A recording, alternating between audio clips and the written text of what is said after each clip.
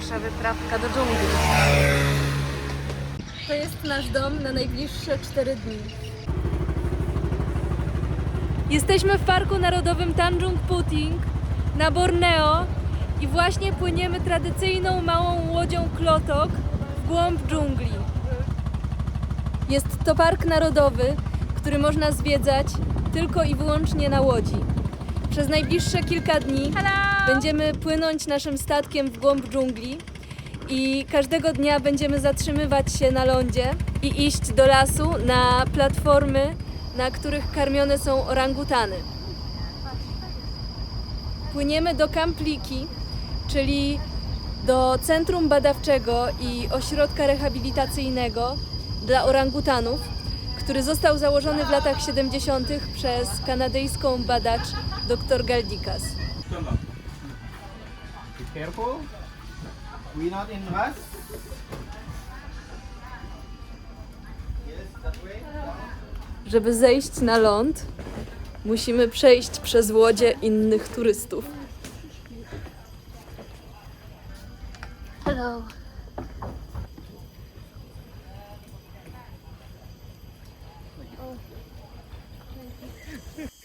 So it is the stop, yeah, the orangutan foundation stop that working to feed the orangutan. Idziemy na stację karmienia.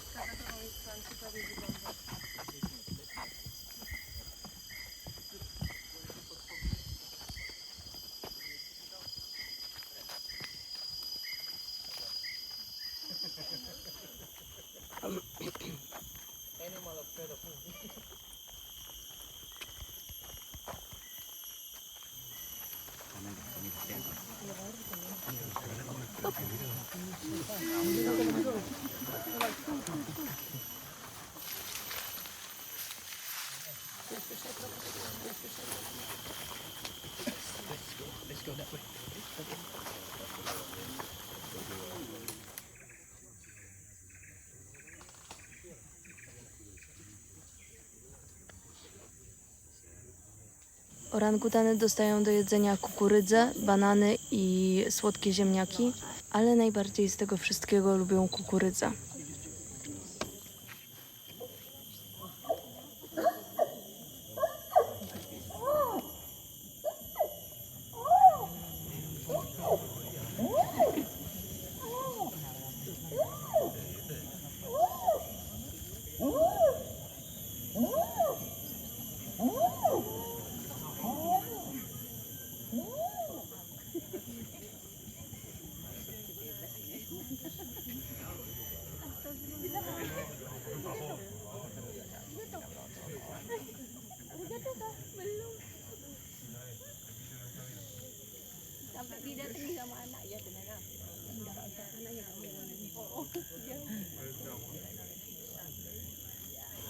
Przez moment byłam bardzo wzruszona, ale potem małpy zaczęły uprawiać seks i mnie troszeczkę ostudziły w tym poruszeniu.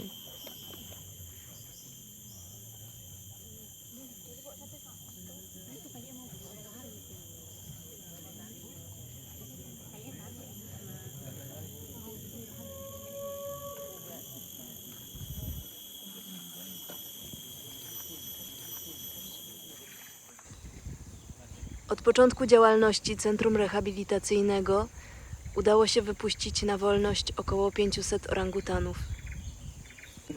Te, które przychodzą na stację, to uratowane zwierzęta i ich dzieci.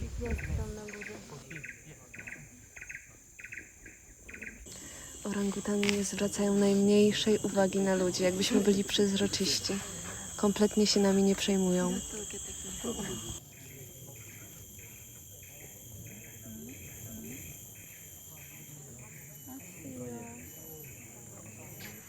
Wychodzimy jako ostatnia.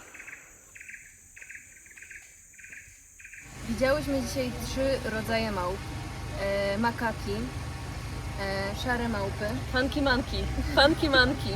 Są całe szare i mają takie grzebienie postawione. Oh, thank you so much.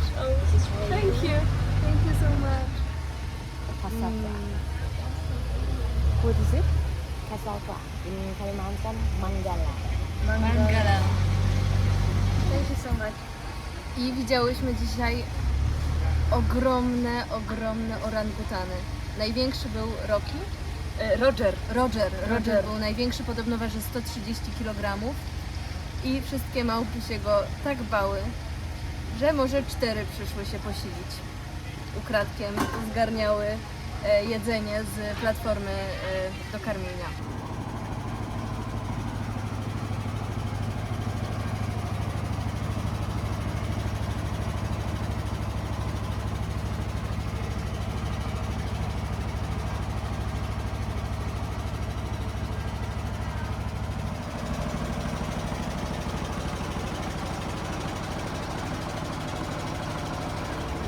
Nasze jedzenie wygląda wybitnie. Przygotowane przez najważniejszego członka naszego pokładu, czyli przez panią Winę. It looks delicious. It looks amazing. I think Piranha, yeah? Piranha fish. Pirania? Piranha, yes. And then tonight we're gonna have a crocodile grill, yeah? Also.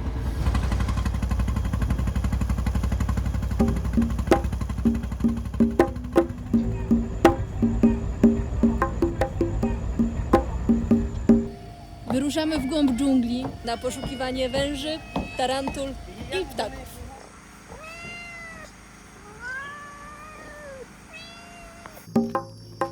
Las, w którym jesteśmy, jest lasem wtórnym. Na Borneo jest coraz mniej lasów pierwotnych, czyli takich, które rosną od wieków i nie były nigdy w żaden sposób naruszone przez człowieka. Ten, w którym jesteśmy, to młody las, który rośnie na szczątkach starej dżungli.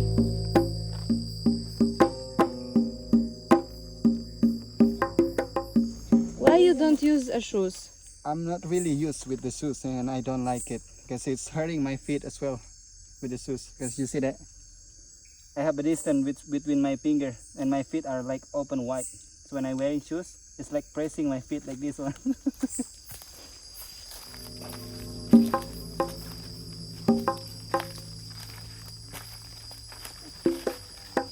Be careful with the spike. With what? The spike, man, look. It's fine, look. Yeah. Why you scream? Tarantula di ujung papan lah. Babies tarantula. Terus samon. Tuh, kada. Tarantula. You haven't seen that. It's like a real life venom.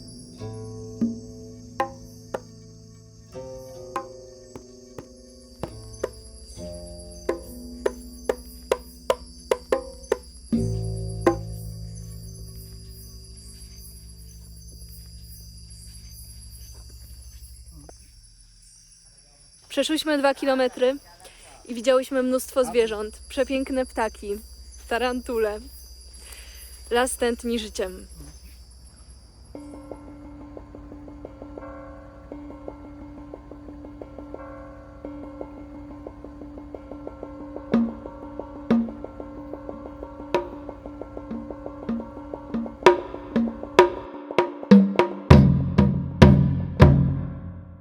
Is it true that here in Borneo there are all villages that are still hunters of the heads?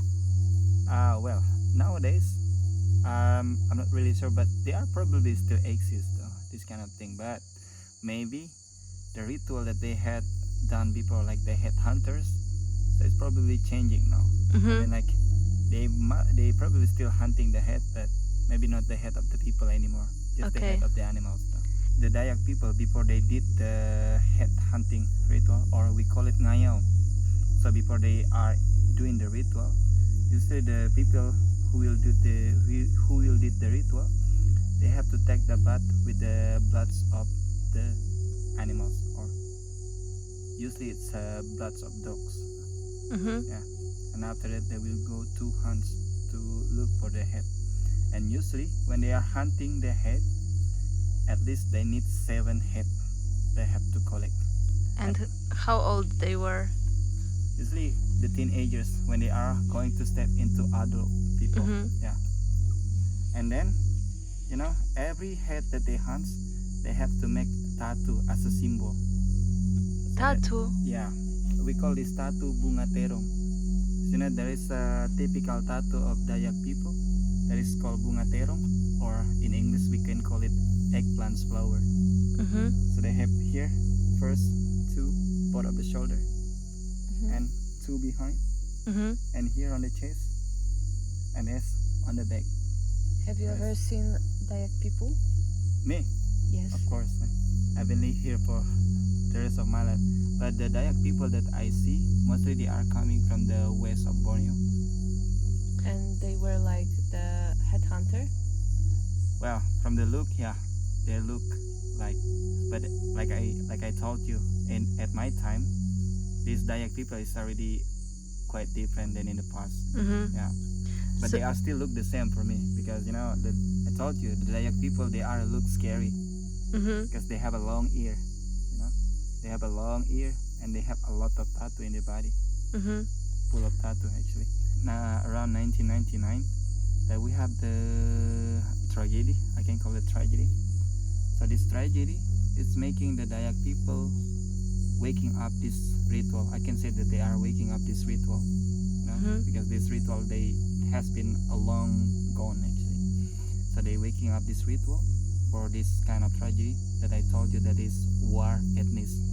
It's the conflict between the ethnic, between Madura people and the Dayak people. So they bring back this ritual and they are hunting the head of the people or killing the people, but they only took the head away. It's around 1999 until 2000. And how many people died? More than 800 of people died from the Madura ethnic, and around 300 people died from the Dayak people. Yeah, and you know that the people who hunts the head of the people, they are none of them is older people like me, teenagers or younger than me. Yeah. So the elders of the Dayak people itself, no, they're not coming down. Just the younger people. And it's the last time that I saw this kind of thing are happening, like the headhunter in Ngayo. And they've been arrested or nothing happened to them? Nothing happens because like the government and the military have to calm down as well to reduce the conflict. And at the end there is the like the dealing between these two tribes to stop the conflict, you know. So and they are make some promise both of these ethnic that is this kind of thing will never happening again. There is still possibility that there are some small groups that still hunt. I'm sure about that. I'm sure about that because you know that Borneo itself is quite big and there are still a lot of hidden places in Borneo, you know. A my dzisiaj śpimy w środku dżungli, na łódce. Po prawej i lewej stronie ogromny las, a my chronimy się za moskitierą przeciwko komarom. Dobranoc.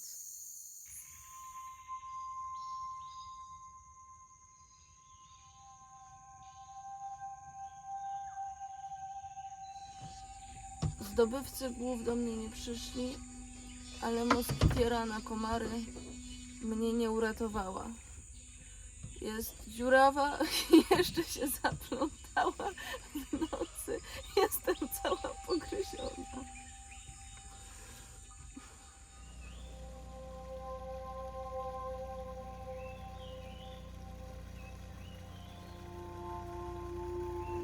So that means you only can see this monkey only in Borneo because they will be not in other places.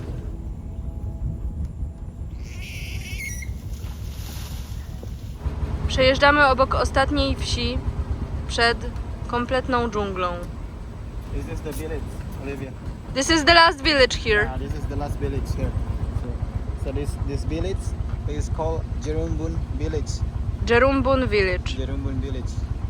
So as you can see that every house, almost every house they have a boat as the transportation actually. And There is no road, only by boat. Actually, they have a road, but you know, people here they choose to go by the river. It's Hello. more faster actually and more easy. Mhm. Yeah. And what the people here doing mostly for a living, they are mostly fishermen actually. Mhm. Yeah, you can see like that, the boxes, Yeah. the cages for fishing to get a fish. Fish trap. Yeah, and the fish that they get from the fish trap, they're going to sell it.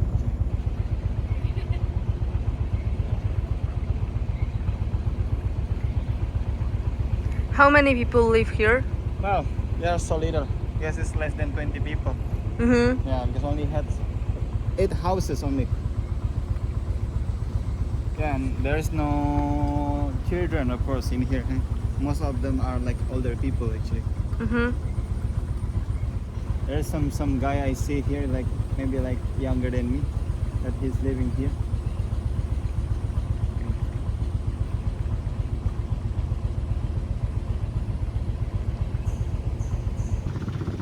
Nasz przewodnik razem ze swoimi przyjaciółmi założyli firmę, która organizuje takie wyprawy jak nasza i za wszystkie zarobione pieniądze wykupują fragmenty lasu, które są przeznaczone do wycinki. Kiedyś ta dżungla należała do ich dziadków, a dzisiaj każdego dnia wycinane są połacie lasu. Jedziemy zobaczyć jedną z ziem, które udało się ocalić. We were already arrived in the lands that we tried to save, to save the habitat of the wildlife. So you can see that we have the land. It's already about 160 hectares of the land, which is in the first. We only have about 50 hectares of the land that we saved. Now the land is already growing, so we will try to save as much as the land, especially on this side. This area is actually in unprotected area because it's already outside of the national park. So if we are able to save as much as we can, so we will do. We were trying also to give some option for the local people here, because now like most of the people here, most of them are working in the industry of the palm oil. So when we try to save this land, so when the plantation are growing, so we can make a project, and also we can help the local people to work in our land as well.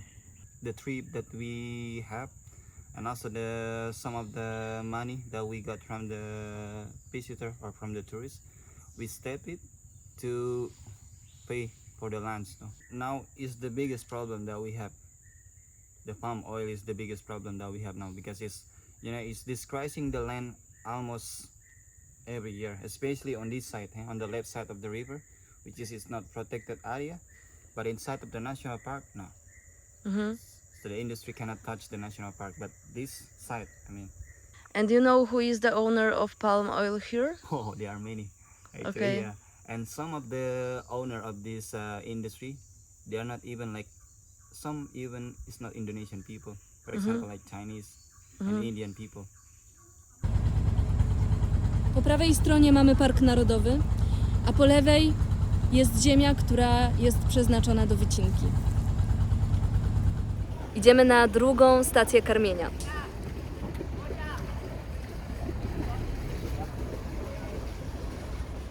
Hello!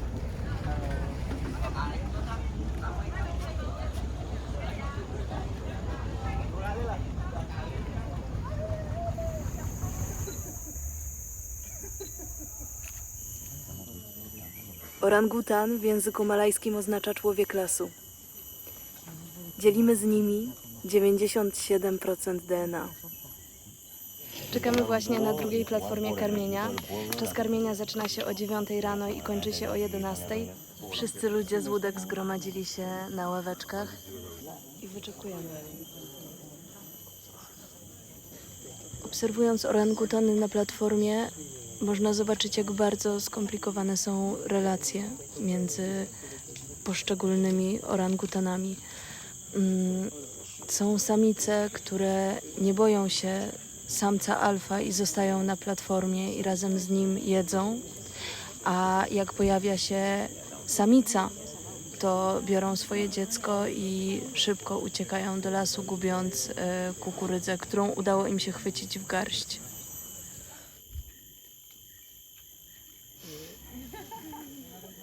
Widać, że nie wszystkie orangutany żyją ze sobą w przyjaźni i że chyba nie jest to łatwe życie.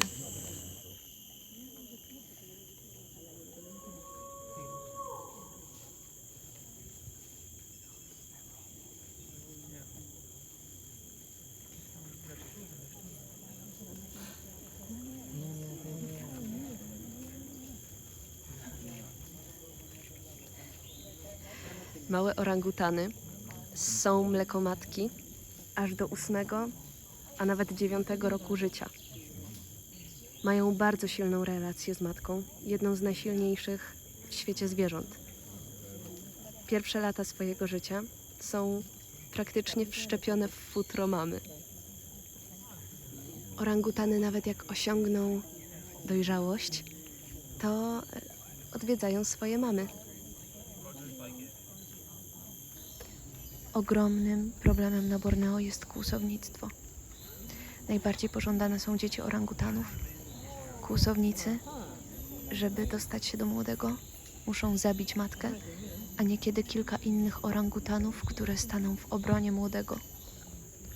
W ostatnich latach populacja orangutanów zmniejszyła się o ponad połowę. Zwierzęta giną na plantacjach oleju palmowego, są zabijane przez kłusowników, giną przy tartakach albo przy nielegalnych kopalniach złota.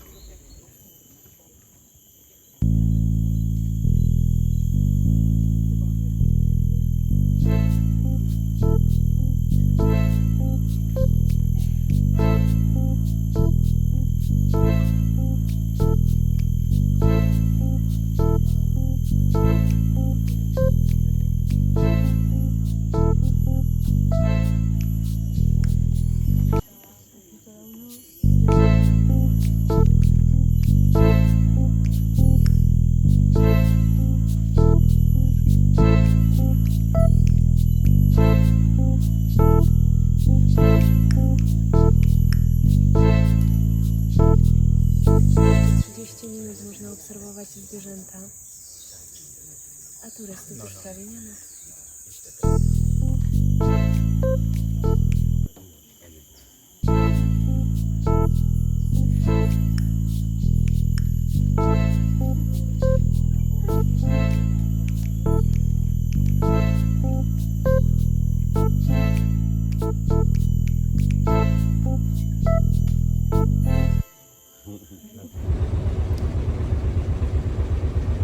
Dostałyśmy podwieczorek, najpyszniejszy, jaki istnieje na świecie. Są to pieczone banany z serem podlanym mlekiem kokosowym.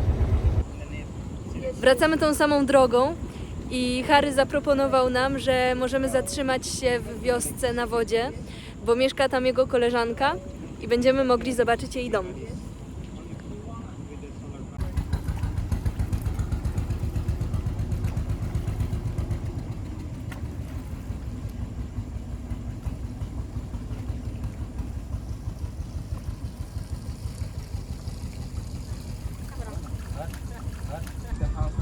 Dom jest zbudowany z drewna i stoi na rzece na palach. Mieszkańcy nie mają dostępu do bieżącej wody, więc zbierają deszczówkę.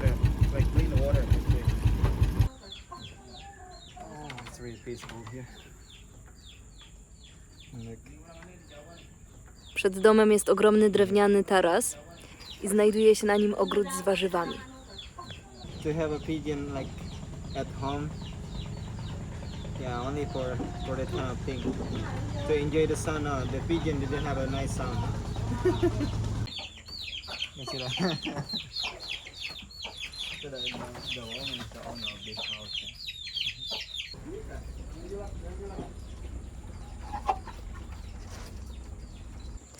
Teraz w wiosce mieszka kilkanaście osób, ale kiedyś w Tanjung Puting mieszkały całe plemiona.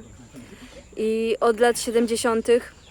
ludzie są stąd sukcesywnie wysiedlani.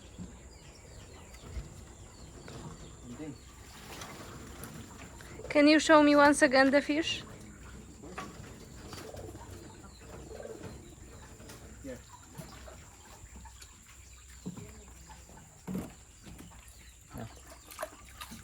Oh, it's quite big.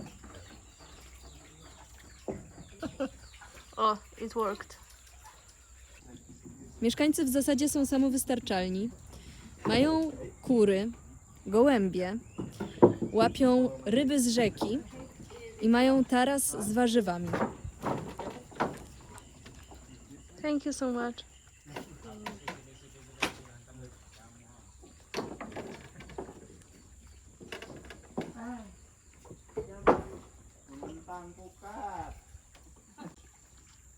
Only we have a good balance.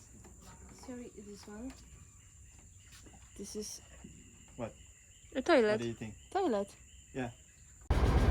Tak wygląda nasza łazienka na pokładzie.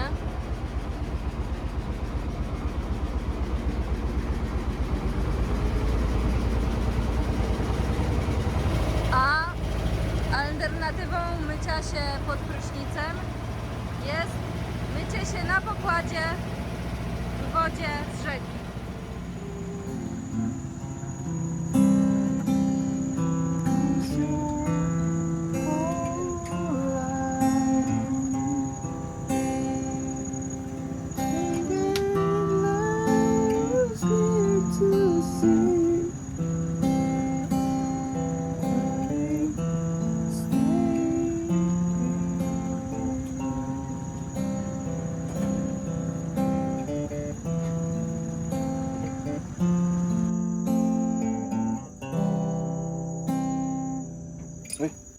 Right?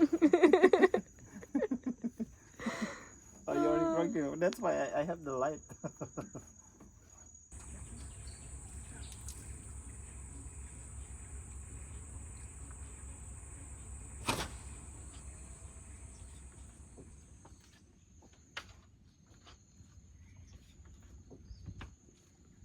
Budzisz się rano, a za oknem masz małpy.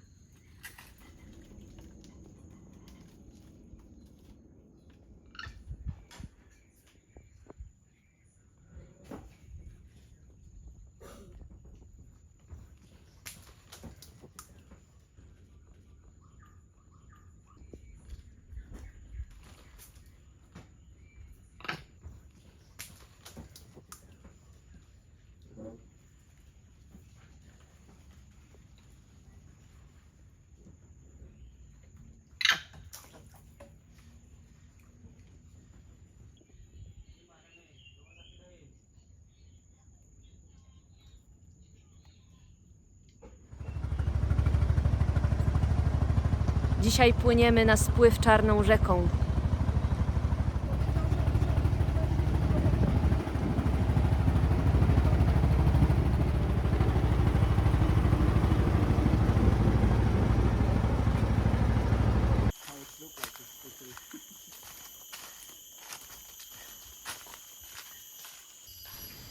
Kiedyś znajdowała się tu wioska, do której należał ten cmentarz, ale w 1978 roku wszyscy zostali przesiedleni. Mieszkają teraz po drugiej stronie rzeki, ale po dziś dzień chowają swoich najbliższych na tym cmentarzu. When you see the grave is flat like this, it's for women, and this one is more like a cube, you know, it's for men. One side of the cemetery is higher, right? And one side is lower. So because the side is higher, it's for the head part Okej, of the body, okej. and the lower part is for the legs. This is an old cemetery.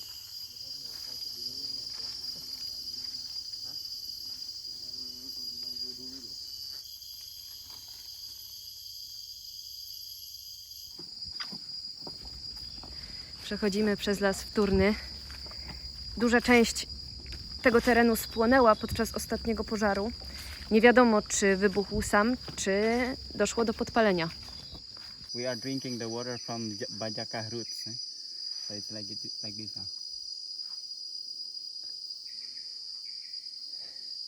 And if you just put it like back to the ground, it will can be alive again.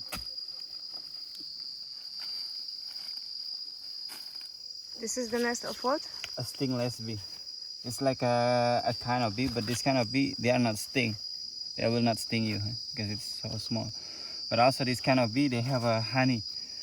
So in this trunks, inside of this, it's probably they have a lot of honey inside.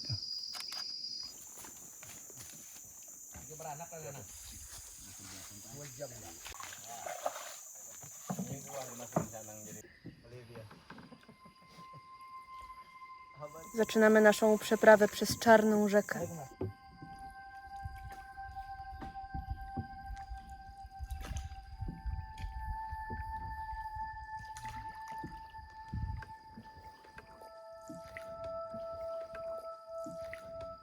Do wody wpadają liście, które rozkładając się barwią tę wodę na czarno.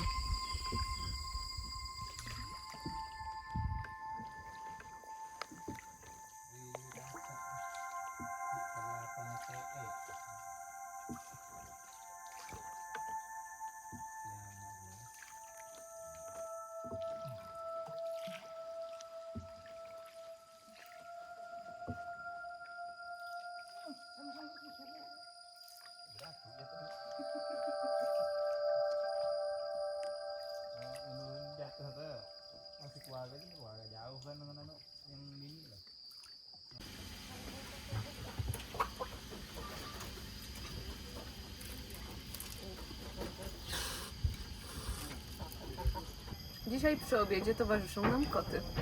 Wskoczyły do nas na pokład i wyczekują na swoją rybę.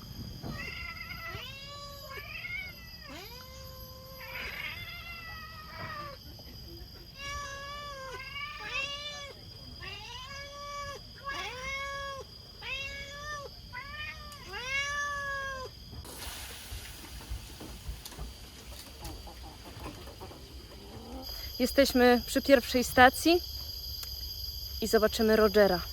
Roger jest odzyskanym orangutanem z niewoli. Miał bardzo trudne przejścia za sobą. Został odkupiony jak miał kilkanaście lat i trafił z poparzeniami całych pleców i nie wiadomo, czy ktoś wylał na niego gorącą wodę, czy to były substancje chemiczne. I też ma tutaj Wiele z ran. przodu blizny przy ustach. No i będziemy na niego dzisiaj zupełnie inaczej patrzeć. Kiedy przywieźli Rogera tutaj do Parku Narodowego, był bardzo agresywny, a teraz zaczął się starzeć, więc robi się coraz spokojniejszy i bardzo możliwe, że w ciągu kilku lat Roger opuści teren Parku Narodowego i uda się gdzieś w głąb dżungli.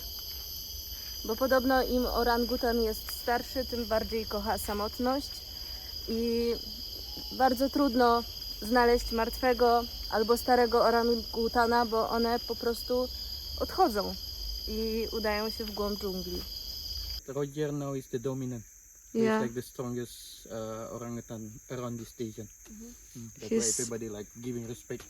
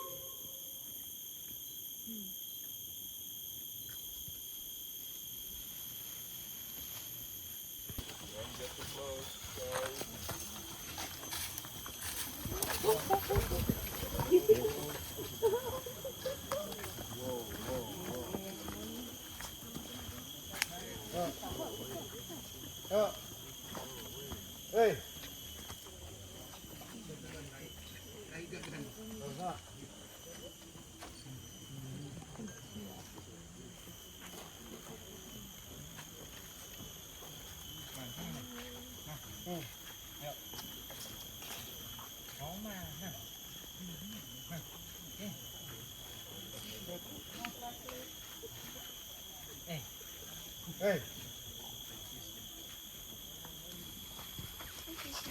Yeah. Hey.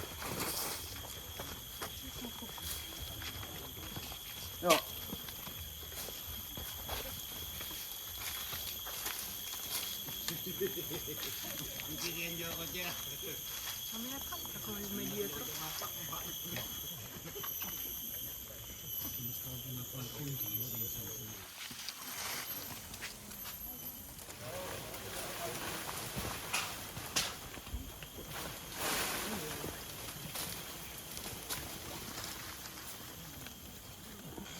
Roger jest dzisiaj bardzo zdenerwowany i nikt nam nie umie odpowiedzieć na pytanie dlaczego. Napięcie jest wyczuwalne wśród wszystkich małp. Zachowują się zupełnie inaczej niż jak byliśmy pierwszego dnia na tej platformie. Roger waży 140 kg, więc jak stanął wśród nas, to wzbudził respekt.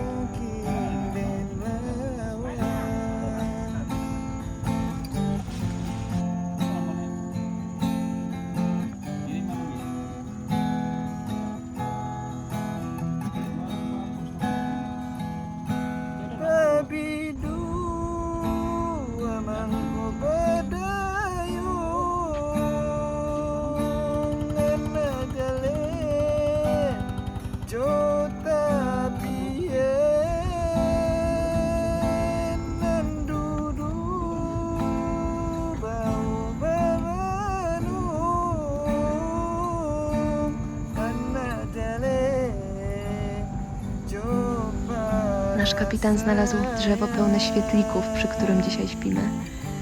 Nie mamy najlepszego sprzętu, ale może jak zgasicie światło, to zobaczycie je w ciemnościach. Przepiękne. Dzisiejsza kolacja składa się aż z 4 dań. Mamy zupę, omlet, krewetki. To jest tofu, nazywa się to temple tofu w brązowym cukrze. No i mamy jeszcze owoce.